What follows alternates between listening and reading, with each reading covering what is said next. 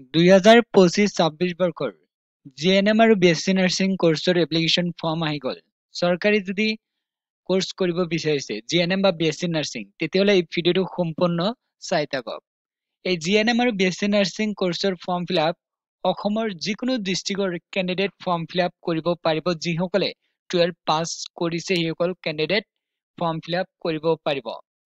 আৰু এটা good news দিব বিচাৰিছো। গুড নিউজটো হ'ল 2025-26 সেশনৰ ফ্ৰী নাৰ্ছিং কোৰ্চৰ ফৰ্ম আহিছে ইতিমধ্যে।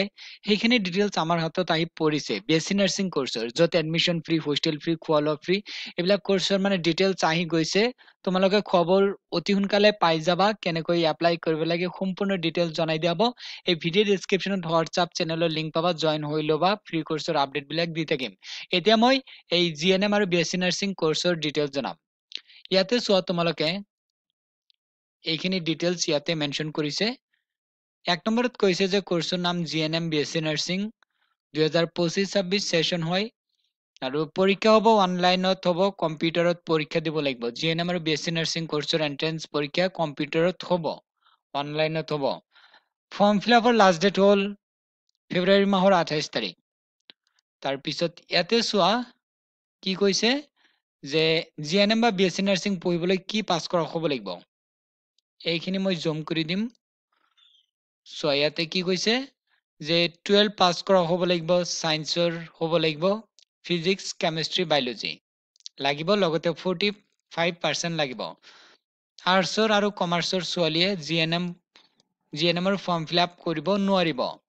এই ফৰ্মটো হ'ল মহাৰাষ্ট্ৰৰ ফৰ্ম হয়। এই ফৰ্ম ফিলআপ যিকোনো ৰাজ্যৰ কেণ্ডিডেটে ফিলআপ কৰিব পাৰিব। অসমত এতিয়ালৈকে বোৰ্ডে সিদ্ধান্ত লোৱা নাই যে অসমৰ কেণ্ডিডেট আৰ্টছৰ কমাৰ্চৰ কেণ্ডিডেট পাৰিব নে নাই। এতিয়ালৈকে কোনো ধৰণৰ সিদ্ধান্ত লোৱা নাই। যদি সিদ্ধান্ত লয় জনাই দিয়া হ'ব, কিবা আপডেট আহিলে জনাই দিয়া হ'ব।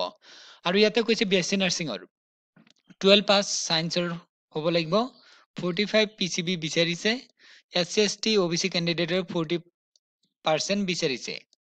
তাৰপিছত ইয়াতে চোৱা এজ লিমিটটো কৈছে যে মিনিমাম 17 বছৰ লাগিব। যদি কেণ্ডিডেটৰ মিনিমাম 17 বছৰ হৈছে এপ্লাই কৰিব পাৰিব। আপাৰ এজ লিমিট নাই। ইণ্ডিয়ান নাৰ্ছিং কাউন্সিলে অলৰেডি জনাই দিছে। এতিয়া চিলেবাছৰ ডিটেইলছ জনাই দিয়া হ'ব। ইয়াতে চোৱা চিলেবাছত কি কি সাবজেক্ট আছে।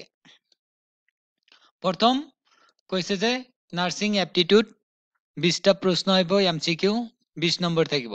এটা প্ৰশ্নত 1 নম্বৰ। তাৰপিছত ফিজিক্সৰ পৰা আহিব 20টা প্ৰশ্ন আহিব, এটাত 1 নম্বৰ কৈ থাকিব, টোটেল 20 মাৰ্ক। কেমিষ্ট্ৰিৰ 20টা প্ৰশ্ন 20 নম্বৰ থাকিব, এটাত 1 নম্বৰ। বায়লজিত চেমে 20 কুৱেশ্যন, এটাত 1 নম্বৰ, টোটেল 20 মাৰ্ক। ইংলিছত 20 কুৱেশ্যন আহিব, MCQ, এটাত 1 নম্বৰ, টোটেল 20। পৰীক্ষা হ'ব 1 ঘণ্টা 30 মিনিট, 90 মিনিট পৰীক্ষা হ'ব, 100 মাৰ্কৰ পৰীক্ষা হ'ব। আৰু কেণ্ডিডেটৰ যিটো চিলেবাছ এইটো ক্লাছ 12ৰ ফিজিক্স, কেমিষ্ট্ৰি, বায়লজি এইখিনি মানে 12ৰ চাব লাগিব। ইংৰাজী জানেই চবেই যে গ্ৰামাৰৰ পৰা আহে।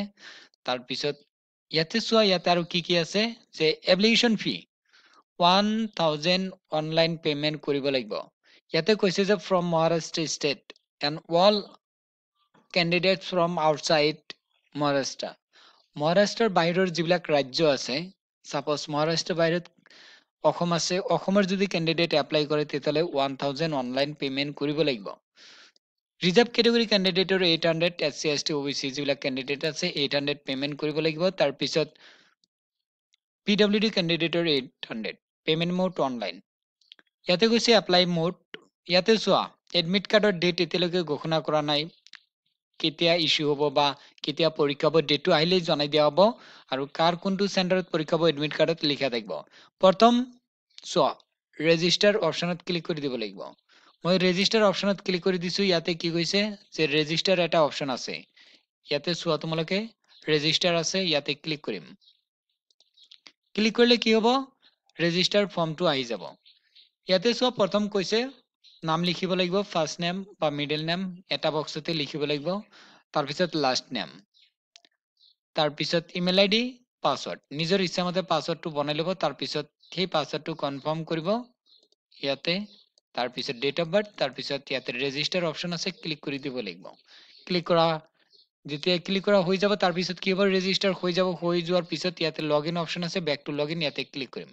তাৰপিছত ইয়াতে ইমেইল আইডি, তাৰপিছত পাছৱৰ্ড, তাৰপিছত সাইন ইন, এই অপশ্যনত ক্লিক কৰি দিলেই আমি কি কৰিব পাৰিম, ফৰ্ম ফিল আপ কৰিব পাৰিম। ফৰ্ম ফিল কৰি তাৰপিছত পেমেন্ট কৰিম, তাৰপিছত এপ্লিকেশ্যন মানে সাবমিট হৈ যাব, তেতিয়া আমি প্ৰিন্ট আউট কৰিব পাৰিম। এনেকৈ মানে ফৰ্ম ফিল আপ কৰিব লাগে নাৰ্ছৰ। আৰু অসমৰ যেতিয়াই ফৰ্ম আহিব জনাই দিয়া হ'ব, তোমালোকে ৰেডি হৈ থাকা। যদি এই ফৰ্ম ফিল আপ কৰিব বিচাৰিছে, ফৰ্ম ফিল আপ কৰিব পাৰিবা, কোনো ধৰণৰ প্ৰব্লেম নহয়। যদি আৰু কিবা নতুন আপডেট আহে জনাই দিয়া হ'ব।